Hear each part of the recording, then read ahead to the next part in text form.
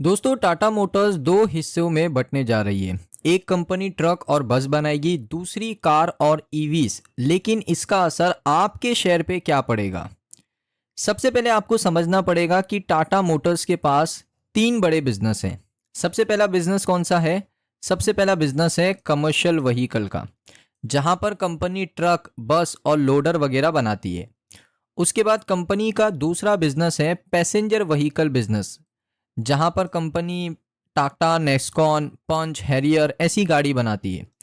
तीसरा बड़ा बिजनेस है कंपनी का लग्जरी सेगमेंट, जहां पर कंपनी जैगवार और लैंड रोवर के ब्रांड नेम के अंदर लग्जरी गाड़ी बनाती है, जैसे रेंज रोवर, उसके साथ डिफेंडर। ये सारी गाड़ी जैगवार और लैंड रोवर बनाती है।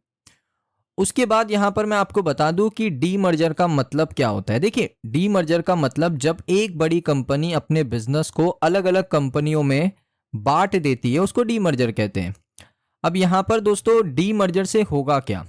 अब टाटा मोटर्स अपने कमर्शियल व्हीकल बिजनेस को अलग कर रही है और पैसेंजर व्हीकल प्लस जैगवार और लैंड रोवर बिजनेस को दूसरी कंपनी में रखेगी, जिसमें दोस्तों टाटा मोटर्स का जो कमर्शियल व्हीकल सेगमेंट है वहां पर ट्रक, बस, ये सारी चीजें आएंगी।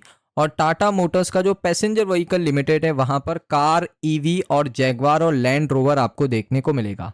स्प्लिट रेशो क्या है? 1:1 का स्प्लिट रेशो है।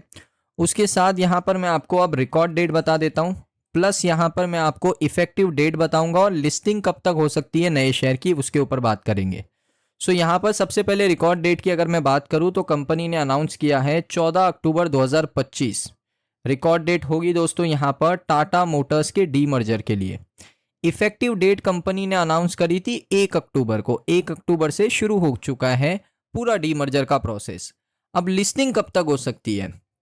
देखिए, लिस्टिंग के ऊपर कोई ऑफिशियल कंफर्मेशन डेटा तो अवेलेबल नहीं है, लेकिन मार्केट एस्टीमेट के मुताबिक मार्केट क्या प्रिडिक्ट कर रहा है? मार्केट ये प्रिडिक्ट कर रहा है कि लिस्टिंग हो सकती है आपकी नवंबर के महीने में। नवंबर 2025 में आपको टाटा मोटर्स के नए शेयर की लिस्टिंग होती हुई देखने को मिल सकती है। अब यहां पर आपके मन में ये सवाल तो जरूर आया होगा कि टाटा यहां पर अपनी कंपनीज के अंदर डी मर्जर क्यों कर रहा है, इसके पीछे का कारण क्या है? मैं आपको बता देता हूं। देखिए, सबसे पहला और सबसे बड़ा कारण जो टाटा मोटर्स ने हमें बताया है वो है दोस्तों कंपनी का फोकस। अब फोकस क्या है? अब देखिए, यहाँ पर दोनों बिजनेस अलग मार्केट को सर्व करते हैं, यानी उनके जो ग्रोथ पाथ है वो बिल्कुल अलग है।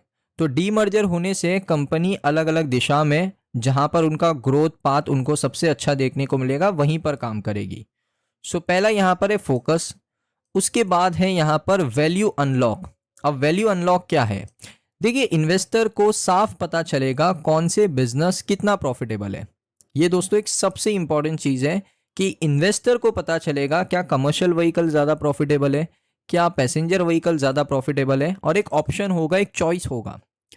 उसके बाद है कैपिटल एलोकेशन। कैपिटल एलोकेशन का मतलब क्या होता है कि दोनों को अपनी अपनी ज़रूरत के मुताबिक पैसा मिलेगा। यानी अभी पैसेंजर व्हीकल कंपनी को ज़्यादा पैसा चाहिए तो उनको ज़्यादा पैसा मिलेगा, कमर्शियल व्हीकल कंपनी को कम पैसा चाहिए, उनको कम मिलेगा। कभी उनको ज़्यादा चाहिए, पैसेंजर व्हीकल को कम चाहिए, तो इस हिसाब से कैपिटल एलोकेशन प्रॉपरली होगा। अब इन्वेस्टर का अट्रैक्शन बढ़ेगा, तो EV focus investor passenger vehicle company में जाएंगे, और जो इंफ्रास्ट्रक्चर इन्वेस्टर है जो कमर्शियल व्हीकल कंपनी में पैसा निवेश करना चाहेंगे। अब इससे शेयर होल्डर के ऊपर क्या इंपैक्ट पड़ेगा? सो यहाँ पर मैं आपको बता देता हूँ। देखिए, जो शेयर है ना, वो यहाँ पर शॉर्ट टर्म में वॉलेटाइल रह सकता है, कंफ्यूजन हो सकती है, प्राइस थोड़ा ऊपर नीचे जा सकता है, लेकिन लॉन्ग टर्म में वैल्यू अनलॉक होने के यहाँ पर चांसेस काफ़ी ज़्यादा है। वैल्यू अनलॉक होने से दोस्तों शेयर होल्डर को फ़ायदा ही हो सकता है। जैसे आपने देखा था रिलायंस के अंदर जब जियो फाइनेंशियल सर्विसेज अलग हुआ तो कंपनी का कंबाइन वैल्यू काफ़ी बढ़ गया। उसके बाद यहाँ पर आप देखोगे एक और चीज़ है कि रिस्क और चैलेंजेस क्या क्या है। तो ग्लोबल डिमांड स्लोडाउन है जैगवार लैंड रोवर के अंदर। कमर्शियल व्हीकल सेगमेंट के अंदर काफ़ी कंपटीशन है, लाइक अशोक लेलैंड और ईचर का।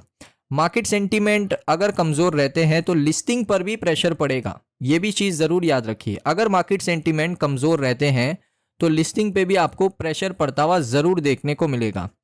उसके बाद फ्यूचर आउटलुक क्या है? फ्यूचर आउटलुक की भी तो बात कर लेते हैं। तो ईवी सेगमेंट बहुत तेज़ी से बढ़ रहा है, टाटा ईवी का फ़ायदा डेफिनेटली आपको मिलेगा। कमर्शियल व्हीकल जो बिजनेस है उसमें टाटा का मार्केट शेयर काफ़ी मजबूत है, तो दोनों कंपनियों में जब अलग स्ट्रेटेजी से बढ़ेंगी सो डेफिनेटली आपको फ़ायदा होगा ना। उसके बाद कंक्लूजन के ऊपर बात कर लेते हैं वीडियो के। तो टाटा मोटर्स का डीमर्जर सिर्फ एक कॉरपोरेट स्टेप नहीं है, बल्कि एक नई शुरुआत है दोनों ही कंपनी के लिए। आप बताइए आपको क्या लगता है कौन सी कंपनी ज़्यादा तेज़ी दिखाएगी, कमर्शियल व्हीकल या पैसेंजर व्हीकल?